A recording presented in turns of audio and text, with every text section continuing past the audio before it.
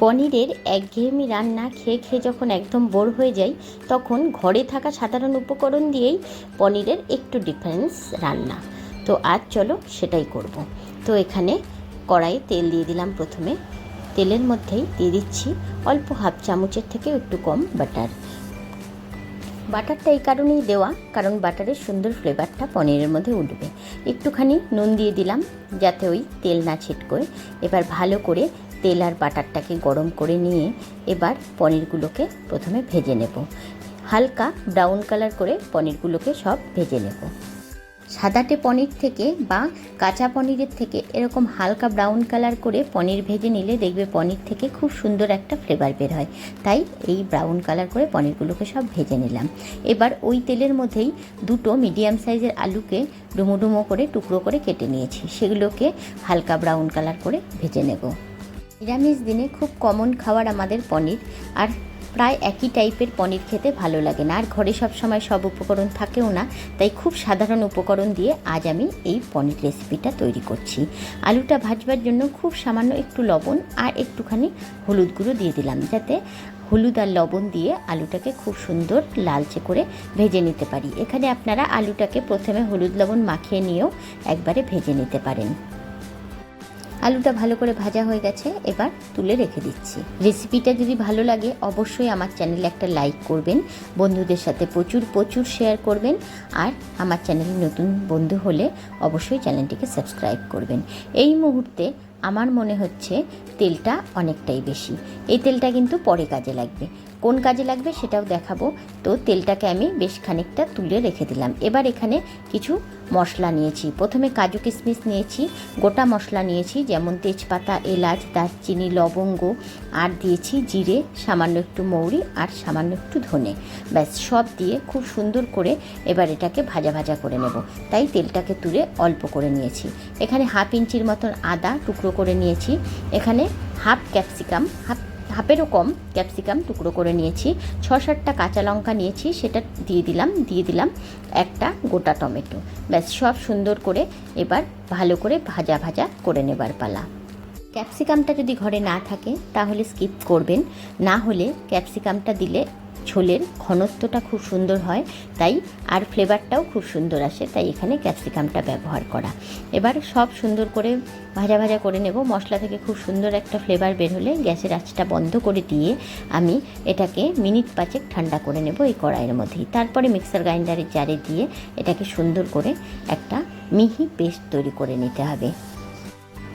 খুব ইজি প্রসেসে দেখাচ্ছি, খেতে কিন্তু অসম্ভব টেস্টি হয়।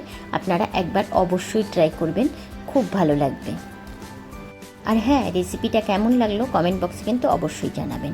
মশলাটা খুব সুন্দর করে নিয়ে এবার বাটিতে যে এক্সট্রা তেলটা তুলে রেখেছিলাম সেটা দিয়ে দিলাম। এর মধ্যে আরেকটু বাটার মিশিয়ে দিচ্ছি, ওই যে বাটারের ফ্লেভারটা সুন্দর করে আনার জন্যে। এবার ফোড়নে দিয়ে দিচ্ছি একটা তেজপাতা, একটু গোটা জিরে। ব্যাস ফোড়নটাকে খুব সুন্দর ভাজা ভাজা করে নিয়ে মিক্সার গ্রাইন্ডারে জারে যে মশলাটা করে নিয়েছি সেটা এর মধ্যে দিয়ে দিলাম। মিক্সার গ্রাইন্ডারের জারটা ধুয়ে একটু জল দিয়ে দিলাম, আর কালারের জন্য দিয়ে দিলাম একটু কাশ্মীরি লাল লঙ্কার গুঁড়ো, আর দিয়ে দিচ্ছি সামান্য একটুখানি হলুদ গুঁড়ো। ব্যাস এবার খুব সুন্দর করে মশলাটাকে ভালো করে মিশিয়ে নিচ্ছি। বন্ধুরা যারা আমার ফেসবুক থেকে দেখছো এই ভিডিওটা, তারা অবশ্যই আমার পেজটিকে ফলো করে দিও প্লিজ। এবার মশলার মধ্যে একটু লবণ আর চিনি অ্যাড করে দিলাম। লবণটা তো দিতেই হবে, আর চিনিটা একটু পরিমাণ মতন ব্যালেন্স করবার জন্য দিলে খুব টেস্টটা ভালো আসে। এবার মশলাটাকে গ্যাসের আঁচ কমিয়ে দিয়ে খুব সুন্দর করে কষিয়ে নিতে হবে। যতক্ষণ না তেলটা ছেড়ে আসে ততক্ষণ অবধি মশলাটাকে কষিয়ে নেব। দেখেই বোঝা যাচ্ছে খুব সুন্দরভাবে মশলা থেকে তেল ছেড়ে দিয়েছে। এবার এর মধ্যে ওই পনির আর আলুটা যে ভেজে নিয়েছি সেটা দিয়ে আরও মিনিট 5 গ্যাসের আঁচ একদম কমিয়ে দিয়ে কষিয়ে নেব।